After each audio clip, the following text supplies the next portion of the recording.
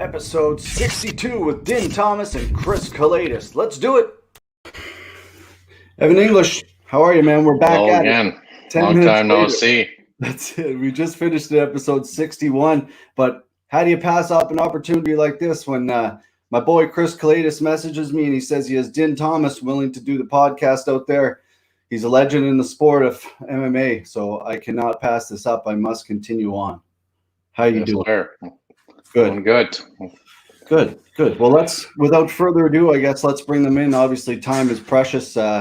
So I guess let's bring them in right away. Chris Kelades, how are you, sir? What's up, boys? Awesome. up, Thanks Chris? for joining us. And without further ado, the main man, Mr. Din Thomas, how are you, sir? What's going on, fellas? Not too much. What's Thank you happening? so much for joining us. You guys must be from Canada, huh? Yes, sir. I can Yes, see sir. East from the Coast. accent. Listen, but for whatever reason, I can always tell a Canadian accent, but I don't really know how to do it. It's very subtle. It's a boot. A boot, yeah. Yeah. Yeah. Well, obviously, I got to thank you so much for joining us. You're a legend in the game. And Chris, obviously, thank you so much for joining. You're also a legend, a dear friend of mine, and, you know, a huge part of a lot of success on the East Coast of Canada. Din, what was your first thoughts when you met this gentleman? I said, man, he ugly. Yes. No. He's such a hard worker. Like I said, something about Canadians is they work really hard and they're very humble, and Chris fit the mold perfectly. I mean, he was humble. He just worked really hard. He never quit in training, and he was just good to work with. He was fun to be around. Just a good human being, and I like being around good human beings. Yeah, well said. I noticed that, Chris, like you're a person that I look up to a lot. You're obviously an individual who has a big impact on the scene here. So Din, I train with Chris, I guess, a little bit up here. So I'm kind of from where Chris is from. And Chris, like, how do you kind of deal with that? Like, obviously you're super humble. Do you even consider that you have an impact like that?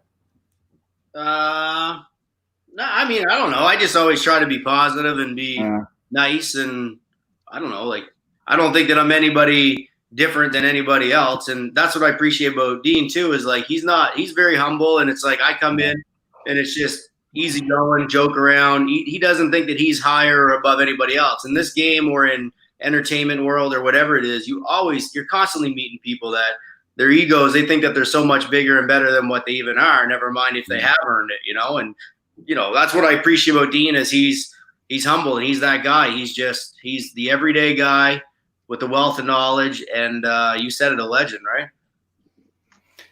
Yeah, no question about that. I love that shit. I think being humble is something that me as a fan like that, and even as a promoter, I don't know what it is, man, but I'm going to take the humble guy over the Foster. Might not like this, my business partner. He might have something to say, but I'd like to take the humble guy who's a martial artist over the guy who talks shit all day. But there's a balance too in this game because it is entertainment at the end of the day, right? So finding the balance between being a little bit of a shit talker and, you know, having that humbleness is probably a good thing to do. I don't know. Yeah, true. So for anybody who's just joining us, obviously, Dean, you're out right now. You're in Vegas, if I am correct, for the fights? Yeah, I just got to Vegas, man. It is hot as hell here. I just got to Vegas, though, for the fights.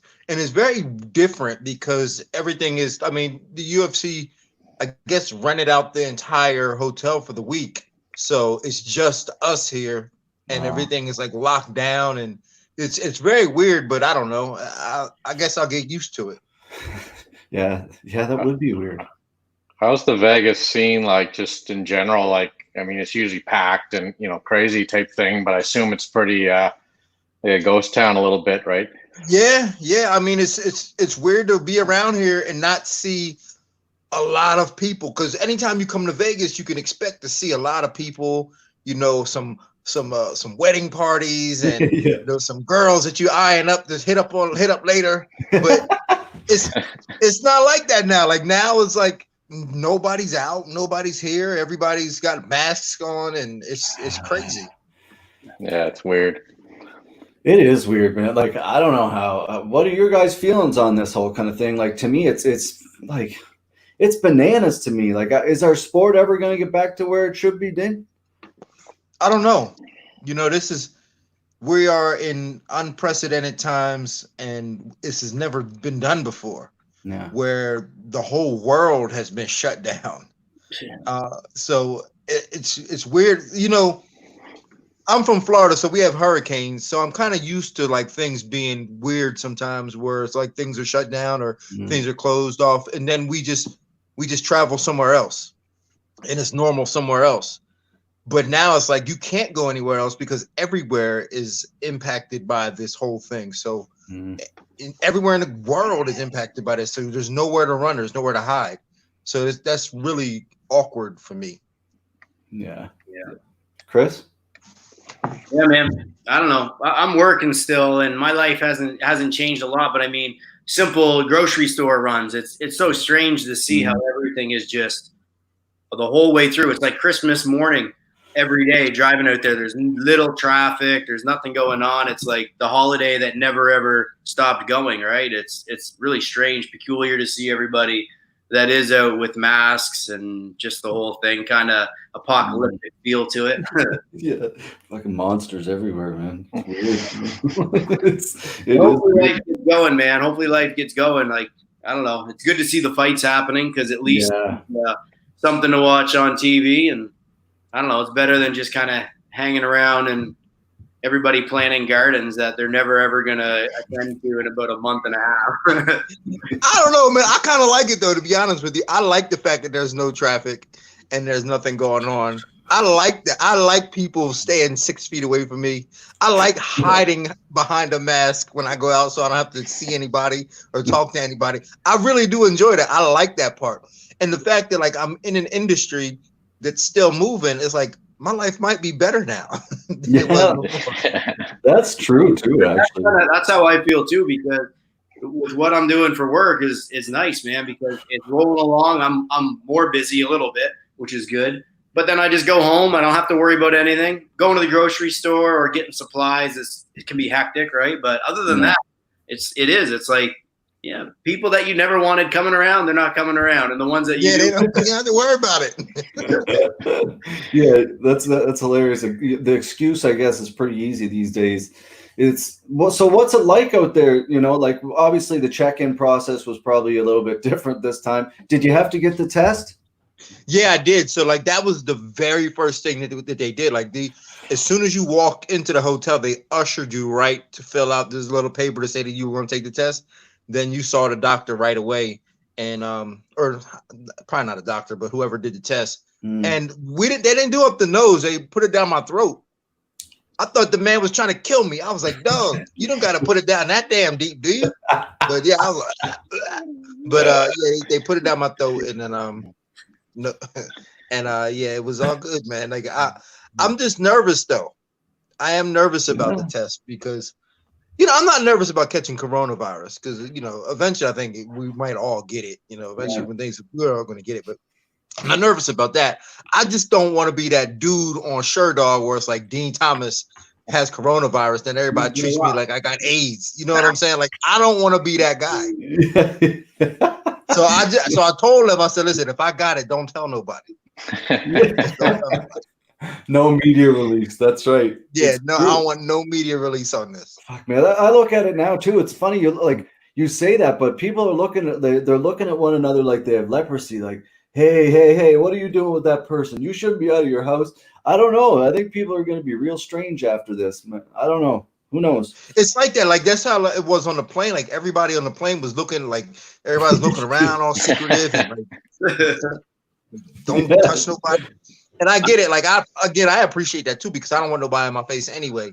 But again, like it's almost like if you have it, it's like a bad thing. Like it's the new AIDS. Yeah, it really is. Yeah, that's right. I want to have the new AIDS. No. Or at least I don't want people to know I have it. You know. Yeah. No press release needed. Yeah. How's the airport situation? Like, have they like? How's that? I assume there's a lot of different changes, like whether it's in the planes or the whole process of traveling. Yeah, I mean, it was a little different. They obviously tried to do the best they could with social distancing, and keep the middle aisle or middle seats empty, but my plane was pretty full, so I had 3 people in my row, and Gotcha. a lot of rows had 3 people in them, but they're trying to do the best they can. You could tell they're trying to do the best they can, but also too, like a lot of people ain't used to traveling. A lot of people don't really get it, so like you're supposed to stand 6 feet apart, even in line, and people just running up on each other, so. Again, for me, I'm just like, whatever. Yeah. So, Chris, what do you like? Would you fly? Would you go to an event right now? I would assume you would. I don't know, man. For a whole lot of money. I won't be going to Russia for a while, I tell you that. Yeah, that's true. It's interesting. Like, I don't know if either one of you guys have any insight on that, but I noticed Charles Jourdain signed a contract like 2 days ago to fight. I don't know who it is, but that's a Canadian, and he's kind of the first one I heard of. I wonder if it's just going to be all Americans, or Canadians going to be eventually allowed down there. I don't know. Have you guys heard? Are we talking like this Fighter Island thing, or what's going on? Like, yeah, that's true. I thought it was at Apex. Isn't everything at Apex now, Dean? They opened up now, eh? Yeah. So this is the first fight at Apex, and I think they're planning on doing the Apex until they get other options. But it makes sense. I mean, Dana, it really does make sense for them to do it here at the Apex because, I mean, everybody's in Vegas. It's just the whole staff is here in Vegas anyway. So why not just do it here? But I don't know, man. I'm looking forward to Fight Island if that happens. You know what I'm saying? I'm thinking like, Gilligan's Island, natives with tiki torches running around like that. Did you ever do what was the back in the day? They had what's his name had the show? Bodog? Yeah, Bodog. You ever fight? I never fought for Bodog, but I went to the Bodog they had in Costa Rica, and it was amazing. It might be one of my best experiences ever at fights. Fighting on the beach. Yeah, it was on the beach. It was outside. It was like little holler monkeys out there screaming and yelling. It was awesome. That would have been cool. That would be a cool experience. Well, who did the fight on the cruise ship? I think it was Dominic Cruz or someone posted he fought on a cruise ship once or something. I don't know who. Back in the day. I don't know, but that seems like a decent enough idea. Like you could probably pull that off, but cruise ships be kind of rocky sometimes. You know what I'm saying? Like you be in the middle of a fight and that thing gets to rocking. Yeah. Feel your legs are like jello, but yeah. yeah, it's fucking. Chris, did you have like the whole testing thing? Like, I gotta ask you, man. Like, for a guy who's been involved in the sport forever, and both of you guys, obviously, the game's evolved so much. Like, do you think the drug testing, do you think it's what's kind of changed the game, or do you think the athletes have just got so much better? Go ahead, Chris. I'll let you get that first. I think it's a little bit of A and B. I mean, definitely the sport is evolved to the point where now everybody's athletes, everybody's well balanced. I definitely think that the drug testing has changed it to some degree. You see guys that have changed weight classes and whatnot, but I mean the athleticism is in the last like 5 or 10 years, 10 years, I guess you can say. The development of the sport and the athlete. Now you have athletes that are entering MMA, not just guys that some of them were athletes and some of them had good jiu-jitsu. The well-balanced approach and athleticism is like, it's through the roof compared to what it was 10 years ago. The doping, I think, is just changed the weight classes and some of the training habits probably of people more so. But yeah, I don't know. Yeah, I think, well, for one, I agree with Chris that the athletes have gotten a lot better in the last 10 years. I mean, we're dealing with just superior athletes and, kids that are just really good athletically. But I think the doping has pulled the curtain back on some fighters because some fighters were a lot better with it. And you can tell because once it started happening, their bodies changed and their winning percentages have changed. Mm-hmm. So I think that it has hurt some fighters in that sense. And not that it shouldn't, because it should, but it did. And you can tell, like, you just seen fighters go, uh-oh. They weren't the same fighters once the testing got stricter. Yeah. It's true. And it's interesting because you look back at GSP, like he was calling for this, back in the day. well, I don't know, back in the day, probably like 4 years ago or something. I don't know what he was calling for, 10 but years ago. 10 years ago, right? And to me, I look at it and I'm like, that the sport has really, like, you look at, like you guys say, like, these kids are so goddamn talented, and the ones who kind of got popped, not that they're not talented, but some of them just move differently now. Yeah, I mean, these man, it's crazy. Like I don't even know how good I would be like if I fought these kids. You know, like I'll probably get beat up. I'll be you know, my record might be 3-7. You know, if I fought these two. You know what I'm saying? So I don't know, but they're talented. Everybody's talented. It's crazy because the UFC's always had some of the majority of the best fighters in the world in one location. But it's like now, man, some person that you've never heard of can come in and whoop some guy's ass, man. Like that's why people are a lot more strategic about who they're trying to fight, because it's matchups, it's skill against skill. It's that whatever your skill set is, you know, it's anybody can lose to anybody, literally, I think. Yeah. Big business. Yeah. Yeah. We got a question here for you. You see that? Does Dean still have his fight analyst company? I know he was working with camps, developing game plans and breaking down opponents. Yeah. So when I first started that, I was doing that with my buddy Rolly Delgado, and it was like his idea actually. So I kind of stole his idea. I feel bad about that. No, Rolly's my boy. But so yeah, we started doing that, and it just, the timing of it was bad. Timing is everything in this game, and like guys weren't making enough money to really pay for something like that. And so then, but I was still doing it. Like I was just doing it, getting practice doing it, like breaking fighters down and just getting better at it. And then I got hired. Then 4 or 5 years ago, I got hired as a coach at American Top Team, and so I was doing it for a lot of the fighters for American Top Team, and I wasn't really outsourcing to other people. I was just doing it for American Top Team fighters. So I gotten really good at it. But now I'm off on my own again. I'm going back to my old ways. Nice. And I think people got a little bit more money now. So holla. Huge. That's good to know. Good to know. Huge, actually. That brings me to an interesting question. You know, you just left ATT. You know, these things happen in life, you know, a lot. It happens all the time. Now you're out on your own, kind of focusing on the future, which I think is going to really kind of show your true skills. I think you're going to kind of be more, now people are going to be like, okay, like he really is one of the top 3 or 4 coaches in the world.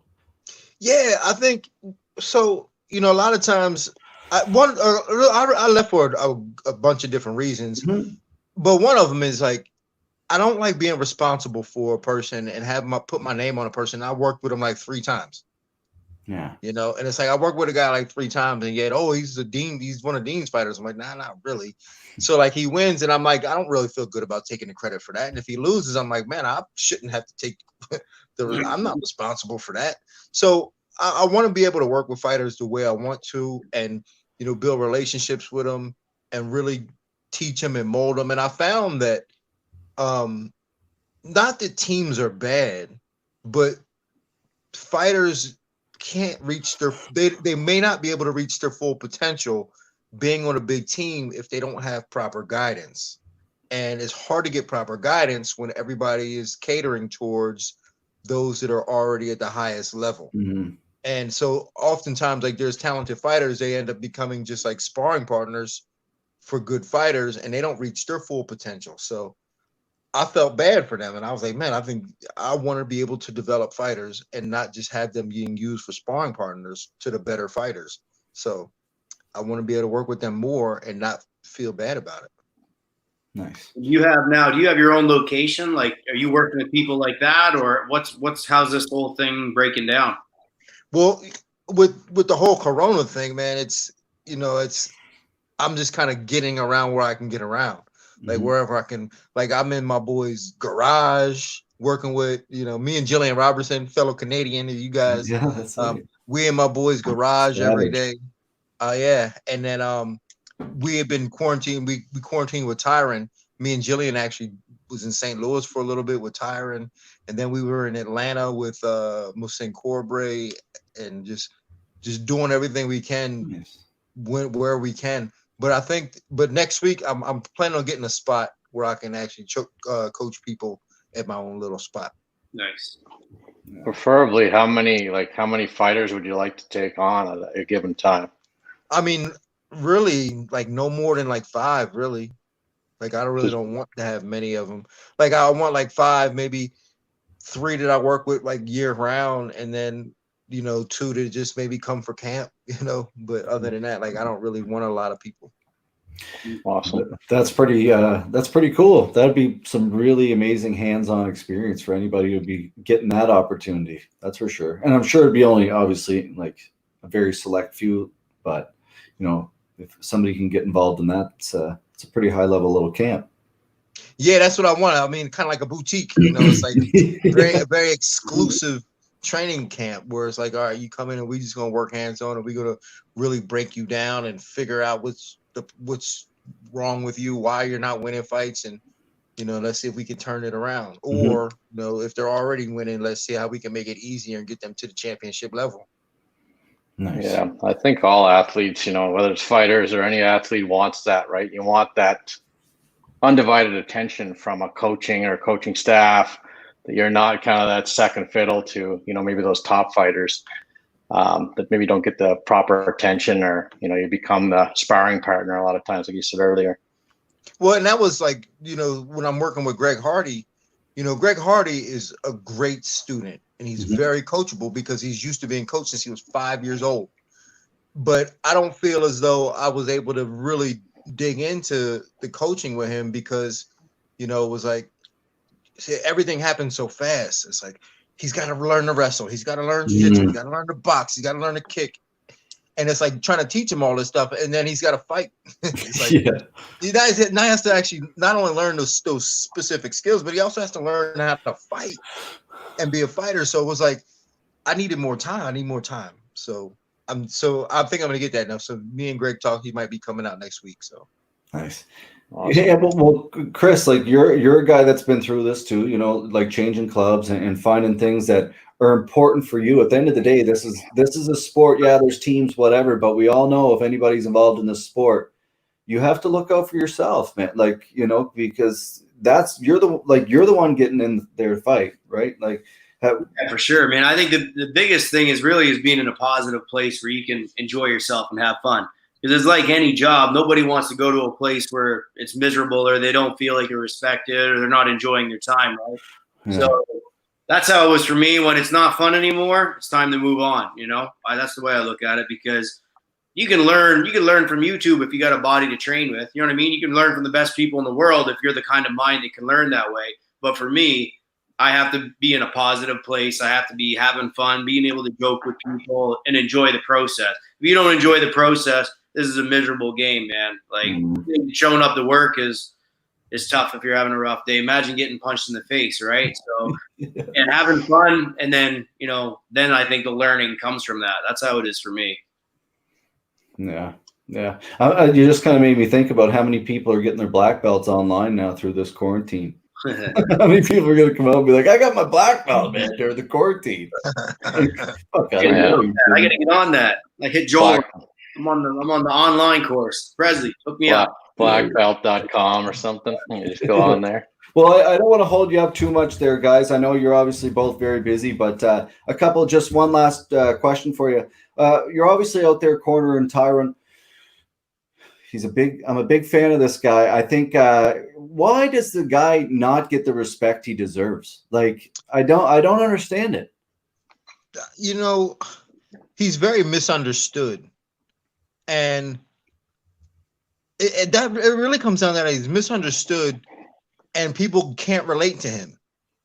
It's hard to relate. It's hard to relate to a kid from Ferguson, Missouri. That was had a lot of racial tension a few years ago. That was very famous for that. Yeah. That's where he's from, and now he's rich.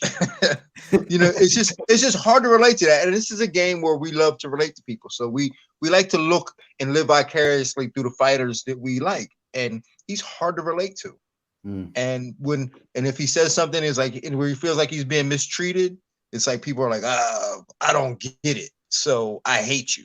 Yeah. And I think that's really what it comes down to, is that people don't understand him, and they didn't want to. But I think he can change that though. I think that this is his time to really turn his image around and change that and get a little bit more fan support. Yeah. Fuck, man, he's so talented. It blows me mind every time I see like it, the keyboard warriors or whatever, or just other people like fighters. It's amazing how quick. What did you do for me yesterday? It's not just in fighting, but in life. It's just like people are fucking crazy, I guess is what I'm getting at. But yeah, it's anyway. I'll let you go here, Chris. Any advice, my man, for anybody who's Dean that he's cornering this weekend? Well, Dean, let me tell you. There you go. Perfect. I love that. Don't use an inhaler. Were you the corner for that? Yeah. No. I was in the corner for that. Yeah, I was in the corner for the inhaler. Oh well. Live and learn. Live and learn. Now you know, I guess. Yeah. So what? Yeah, give him some advice, Chris. I guess now that you stepped up there. No inhaler. You good? Have fun. Yeah. All right. Okay. Thank you so much, both of you guys, for joining us. You're both legends, both guys that I look up to a lot, and good luck this weekend, sir. He's out. He's out. Peace. All right. Well, there you go. I guess that was an outro for Dean. There you go. Yeah, but that was cool. That was awesome, Chris. Thanks for hooking Really that cool. up and lining that up. And before you go, man, I know you're pretty busy too, but tell everybody, what's laid out for the future for you. Obviously, you're not going to be fighting in Russia, maybe for Fight League Atlantic. Who knows? But yeah, what's the future hold for Chris Kelades? It's a crystal ball that it's too foggy right now. I don't know, man. We'll see how this all hashes out and see what becomes available. Hoping to be able to get a fight at least by the fall, maybe with Fight League Atlantic. We'll see how the province opens up, see how the country opens up. There's plenty of opportunities. It's really just a matter of getting back to regular training and getting the location nailed down. I think there's going to be a lot of opportunity. People will be looking to get the action happening as soon as the doors open. So it'll be interesting to see how the province, and not just our province, I guess, but out west can kind of, I don't know, put on shows without a crowd, or I don't know what's viable, right? So we'll see. Yeah, we'll see what happens. It shall be interesting, my friend. Colin Hanson Perez, Bush didn't inhale. I don't know what that means, but I'm laughing. Danny, Chris and Dinner killing it. Yeah, that was cool. But really cool. Yeah. All right, Chris. Well, thanks again, man, for joining us. Folks, reach out to the man, the Greek assassin, one of the OGs, legend of our scene. A great guy. See you, my man. Peace. Thanks, Another great interview, Evan. Back to back. Yeah, getting some dandies on there. My mouth is sore and chafed. No, not chafed, but sore. Anyway, there you have it, folks. Episode 62 in the books. That's 2 in one night. I am swamped. Evan English, you are the man. Thank you so much for joining us and hanging in there for 2 episodes in a row. My pleasure, buddy. It was great. All right, guys. We'll see you tomorrow night. And once again, thank you to our sponsors.